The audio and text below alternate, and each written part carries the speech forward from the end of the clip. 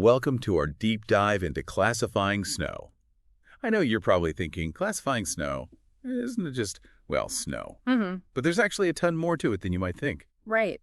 It's easy to just think of snow as this one thing, but it turns out there's a whole world of complexity to how we describe it, both the events that cause it and the snow itself. So let's get into it. Okay. First off, let's talk about, those big snow events. I've always wondered, how do meteorologists actually describe, what's happening outside when it snows? Like, it's more than just saying it's snowing, right? Yeah, definitely. They use some pretty specific terms to really paint a clear picture of what kind of snow event's going on. Okay. So, for instance, like, when we hear the word blizzard, most people immediately think, oh, tons of snow, just huge amounts of snow. Right. But it's actually, it's more about the wind. A blizzard has to have winds of at least 35 miles per hour. Really? Yeah, and really low visibility, like dangerously low visibility for 3 hours or more. So it's not just about the amount of snowfall. No, exactly. It's about the whole package: wind, visibility, how long it lasts. Okay. Another example is a snow squall. They can happen really quickly. Okay. Just the sudden burst of intense snow and wind, and then vanish just as fast. Remember that time we were driving back from the mountains and visibility just poof, dropped out of nowhere? Oh, yeah. That was a classic snow squall. And then it cleared up almost instantly. It was kind of dramatic. Yeah, they are. So wind and visibility are huge for classifying these snow events. What about those massive snowfalls we sometimes see near the Great Lakes? What causes those? Oh, that's lake effect snow. That's actually a great example of how geography and the atmosphere, it kind of team up. Okay. To create these really localized bands of an intense snowfall. So basically what happens is you have this cold air moving over the warmer lake water, which picks up moisture and then basically dumps it as snow on the downwind shores. So it's like the lake is this giant snowmaking machine. Yeah. It all comes down to understanding how wind, temperature, location all kind of play together. I guess even the type of frozen precipitation matters too, right? Sleet, hail, and snow pellets are all different, even though it involves freezing temperatures. Oh, yeah, absolutely. Those aren't your typical snowflakes. Right. Sleet forms when snowflakes partially melt while they're falling and then refreeze into these tiny little ice pellets. Okay. Hail, on the other hand, that's born in thunderstorms, and that can grow much larger. Right. Sometimes hail can even reach the size of golf balls. Yikes. I've definitely experienced those before. Not fun. No, not fun at all. What about snow pellets? Are those just smaller versions of hail? Nope. Snow pellets, they're those small, soft, and bouncy, kind of like styrofoam particles. Okay. They form when super cold water droplets collide and freeze together. It's pretty cool, actually. Yeah. Each type of frozen precipitation has its own story, shaped by very specific conditions in the atmosphere. It's like they all have their own, unique fingerprint. Yeah, that's really neat. It's making me realize that there's a lot of detail that goes into classifying snow. It's more than just looking outside and going, oh, it's snowing. Exactly. And we haven't even gotten to snow crystals yet. Right. Speaking of details, let's zoom in on those mesmerizing snowflakes. I've always loved just looking at them, just their intricate shapes, just beautiful. Is it true that there's a whole system for categorizing them? Oh, it's totally true. We can thank Ukichiro Nakaya, a Japanese physicist, for pioneering this whole field. Yeah. Back in the 1930s, he created this diagram that links the shape of snow crystals to the temperature and humidity conditions under which they formed. So it's not just all random. Those delicate star-shaped flakes, those are stellar dendrites, right? They form under very specific conditions. Precisely. Stellar dendrites, those are those iconic branched snowflakes that look like miniature stars. But there are so many other amazing shapes. We have simple needles, hexagonal plates. Those kind of look like tiny stop signs. And even combinations of columns and plates. It's like a whole world of, crystalline art falling from the sky. It's just mind-blowing that something so tiny can be so intricate. But this classification system, it isn't just for aesthetics, is it? Definitely not. Understanding snow crystal shapes helps scientists, helps them unravel the secrets of snow formation and weather patterns. It's like each snowflake is a tiny little time capsule, Wow. carrying information about the atmospheric conditions it encountered on its journey to the ground. So each snowflake holds this little piece of the weather puzzle.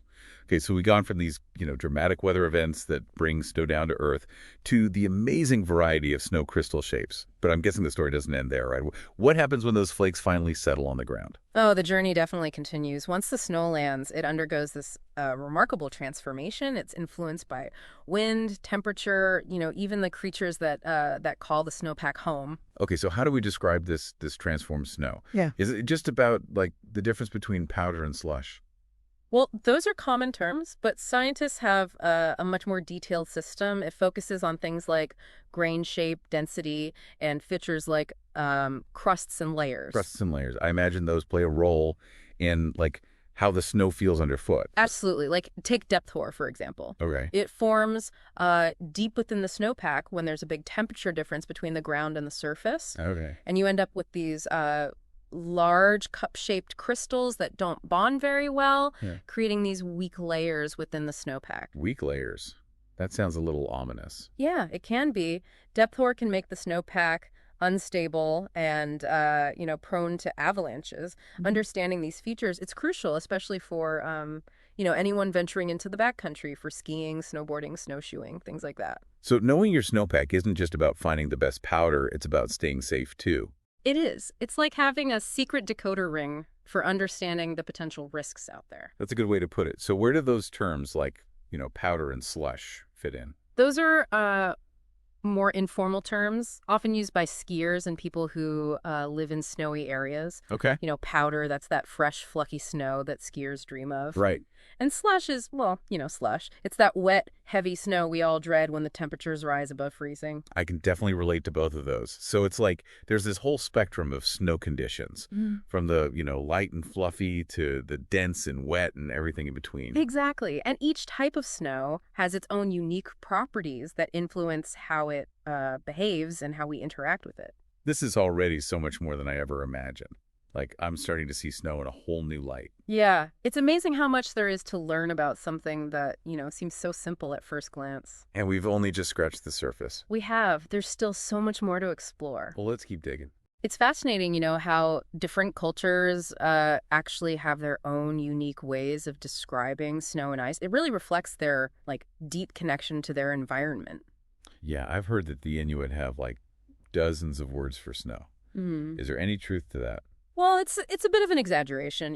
While they do have a really rich vocabulary for snow and ice, it's more about having very specific terms for, different types of snow, different conditions, and, how it interacts with the environment, not just a bunch of synonyms for snow. Right. So it's about being able to communicate these subtle differences that are actually really important to their daily lives. Exactly. Imagine, trying to describe safe, supportive snow versus a dangerous, weak layer without having those specific terms. The language really reflects the need to, convey this vital information about the landscape, the weather, and, safety, really. Makes you realize how language evolves based on what people need to communicate. It's like a secret code for understanding their world. Oh. And speaking of codes, let's talk about those less formal terms used by skiers and people who live in, snowy regions. They have their own way of describing the snowpack, right? Oh, they do. We've talked about, powder and slush. Right. But there's also wind crust. That hard, icy layer that forms on top of the snow because of wind. Trying to ski on that can be a real challenge, especially if it's, thick or uneven. Yeah, I've definitely experienced that frustration. So what causes wind crust to form? Basically, what happens is, the wind-blown snow particles, they get packed together and then freeze, creating this, really firm surface. And then on the leeward side of slopes, you can get wind slabs, which are similar, but they can be a lot more dangerous. More dangerous. How so? Well, wind slabs, they can detach and cause avalanches. Knowing the difference between wind crust and a wind slab, it could literally be a matter of life or death for, backcountry enthusiasts. That's a good reminder that understanding snow conditions isn't just about having fun. It's also about, staying safe. It's like having that secret decoder ring for understanding the potential risks when you're out in the backcountry. Absolutely. And this knowledge, it extends beyond, recreation too. Like people who live in areas with constant snow, they need to assess the snowpack for really practical reasons. like safe travel or building shelters. They have this incredible, almost instinctive understanding of snow that's been passed down through generations. It's like they have a sixth sense for snow. Okay. Okay, so we've covered the science, the safety, and the cultural significance of snow. What about some of the more unusual aspects? Have you ever heard of watermelon snow? I have. It's actually a real thing. That pink hue, it comes from this type of algae that thrives in cold, snowy environments. You see it a lot in alpine and polar regions. So it's like a snow algae hybrid. That's so cool. Is it always pink? Not necessarily. The color, it depends on the type of algae and the pigments. You might see greenish hues, reddish orange, or even a combination of colors. And, it's not just algae that can add color to snow. Dust, pollen, other impurities, they can all create, different hues as well. Wow, the snowpack is like a canvas, Yeah. reflecting the elements and life around it is constantly changing and evolving, isn't it? It really is. And speaking of changing, snow can create some truly beautiful and, unique formations. Oh, you mean like snow drifts and those Yeah. dramatic cornices that you see hanging off of mountain ridges? Those are great examples. But have you ever heard of sun cups? Sun cups, that sounds adorable. What are those? They're these little bowl-shaped depressions that form on the snow surface, in sunny conditions. They create these fascinating, almost honeycomb-like patterns across the snowpack. I think I've seen pictures of those. They're really incredible. How do they form? It's a combination of melting and evaporation. As sunlight hits the snow, some of it melts, but at the same time, it's also evaporating. This creates these little depressions, which then grow and deepen over time. So it's like the snow is sculpting itself. Are there any other unique formations like that? There are. In high-altitude regions, particularly in the Andes Mountains, you get these tall, thin blades of ice called penitents. They can reach several meters tall, creating these really eerie landscapes. Penitentes. Wow, I have to look those up. Sounds like something straight out of a sci-fi movie. Do we know how they form? Scientists believe it's related to, a combination of melting, sublimation, and wind erosion. But their formation, it's still not fully understood. That's amazing. Even within the world of snow and ice, there are still mysteries to be solved. Makes you realize how much we still don't know about this, seemingly simple substance. Exactly. There's always more to learn and discover. Each snowfall, each snowflake, each layer in the snow, they'll all have a story to tell. Wow, this has been an amazing journey. I feel like I've unlocked a whole new level of understanding and appreciation for snow. It's so much more than just a white blanket covering the ground. It really is. And it's just incredible how these, seemingly simple processes create such complexity and beauty, from the formation of a single snowflake to the evolution of the entire snowpack. Yeah, it's amazing. It's like we've been exploring this hidden world, Yeah. with its own language and its own stories and mysteries waiting to be uncovered. So are there any resources, if our listener wants to, continue this snowy adventure, where can they go? Oh, there's a ton of information out there. For those interested in the really technical side, there's the International Classification for Seasonal Snow on the Ground that dives really deep into the properties and processes of the snowpack. That sounds pretty intense. Oh. What about something a little more, accessible Mhm. for those of us who aren't scientists? There are tons of great books and articles out there that explore the cultural significance of snow, the art of snow crystal photography, even the history of winter sports. And of course, nothing beats experiencing snow firsthand. So true. Get out there and build a snowman, go sledding, try cross-country skiing, or just, take a walk in the woods after a fresh snowfall.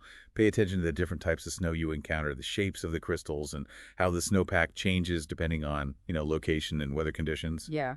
The next time you see a snowflake, just, take a moment to appreciate its intricate beauty and think about the incredible journey it took to reach you. It's a beautiful reminder that even the smallest things in nature can hold, a world of wonder and complexity, and that there's always something new to discover if we just take the time to, look closely. Well, this deep dive has been truly enlightening. Thanks for joining us on this snowy exploration. Until next time.